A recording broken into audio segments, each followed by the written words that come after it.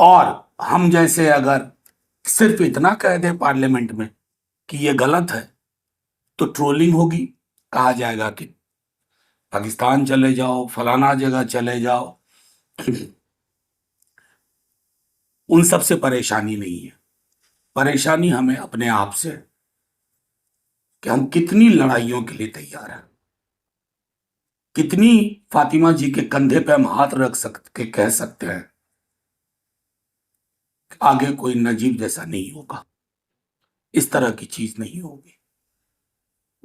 शायद नहीं, शायद इसलिए भी कि हमारी भी मेमोरी, हमारी स्मृति और यादाश्त छोटी सी रह गई है। मैं एक मां को सिर्फ ये कह सकता हूं, हौसला रखिए। उनके दोस्तों को कह सकता हूं, हौसला रखो भाई। मुझे पहला कॉल संभवतः इस कार्यक्रम का नीतीश ने किया था, जेएनयू, अच्छा जेएनयूएसयू का। और मुझे थोड़ा वायरल सा भी है, तो मैंने नदीम साहब से एक अगले कार्यक्रम के लिए माफी मांग ली है। फिलिस्तीन पे एक कार्यक्रम था, लेकिन जब कभी आप इसी तरह का नहीं, कोई भी चीज जहां आपको लगे कि नाइंसाफी हो रही है, आप बुलाइए, हम हाजिर होंगे। हमारी ताकत बहुत नहीं है, ताकत बहुत नहीं है, लेकिन छोटी छोटी ताकतें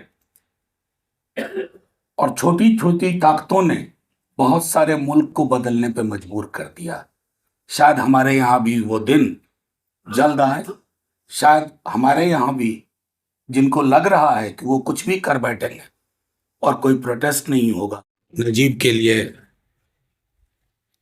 बीते कुछ वर्षों में जो भी कुछ कोशिशें हमने की हैं, जो भी कुछ कोशिशें हमने की हैं, नाकामयाब ही रहे हैं। अक्सर इन दिनों हम नाकामयाब ही रहते हैं। आप लोगों में से कई लोगों ने अपने क्लासमेट को ढूंढ रहे हैं, फातिमा जी अपने बेटे को ढूंढ रही है, लेकिन ये मुल्क अपने सोल को ढूंढ रहा कि गुम कहां हो गया। मतलब कोई तकरीर करने का ये आज मौका नहीं है, क्योंकि अक्सर मैं जब इस तरह के मौकों पे कहीं जाता हूं, अब मेरे पास बहुत होप वाले भाषण का, बात रखने का मेरे अंदर जज्बा बचा नहीं है।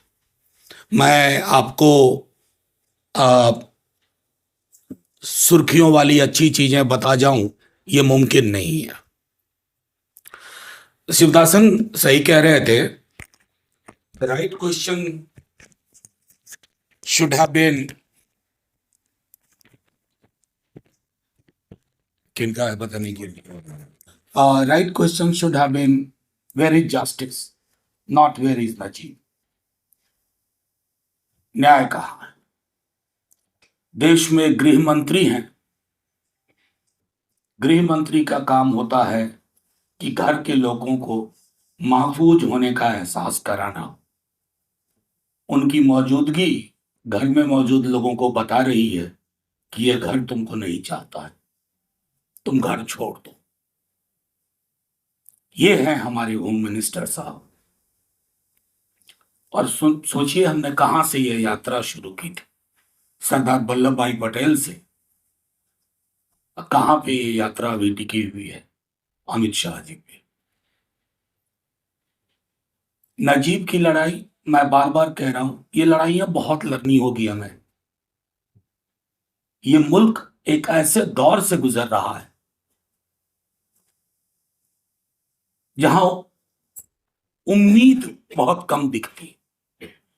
ये मुल्क ऐसे दौर से गुजर रहा है जहां आपके कोर्ट्स आपसे कह देते हैं कि यार कोई दूसरा काम नहीं है, फिलिस्तीन के लिए यहां क्या प्रदर्शन करना है। ये वो मुल्क है जहां गांधी ने सबसे पहले फिलिस्तीन के लिए बोला था। बदल तो गया है मेरा मुल्क, इसमें कोई दो मत नहीं।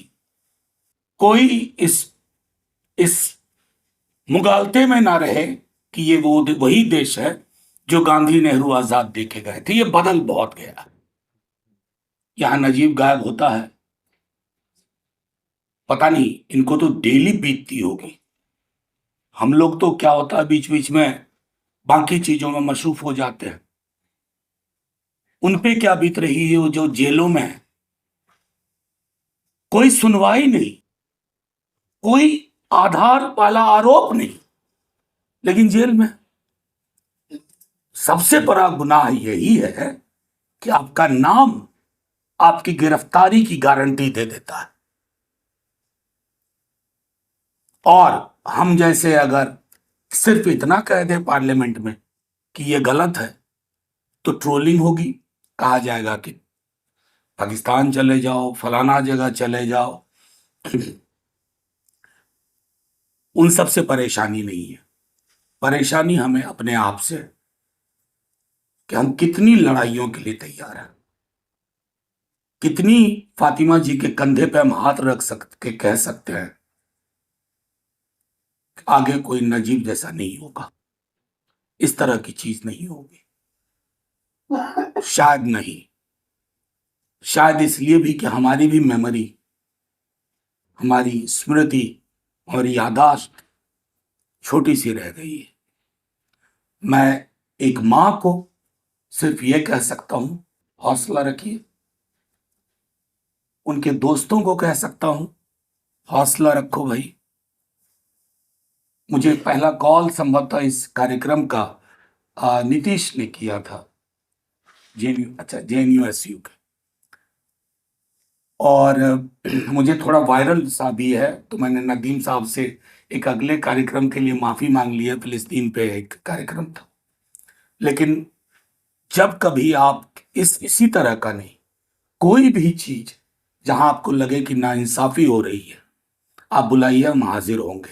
हमारी ताकत बहुत नहीं है, ताकत बहुत नहीं है, लेकिन छोटी छोटी ताकतें और छोटी छोटी ताकतों ने बहुत सारे मुल्क को बदलने पे मजबूर कर दिया। शायद हमारे यहाँ भी वो दिन जल्द आए। शायद हमारे यहाँ भी जिनको लग रहा है कि वो कुछ भी कर बैठेंगे और कोई प्रोटेस्ट नहीं होगा, तो शायद सड़कें संसद को भी रास्ता दिखाएंगी और फिर नजीब भी हमें मिलेगा। आप सबका बहुत बहुत शुक्रिया। जय हिंद। फातिमा जी, हम सब गुनहगार हैं आपके, नहीं, हम इस मुल्क का हर एक आदमी गुनहगार है।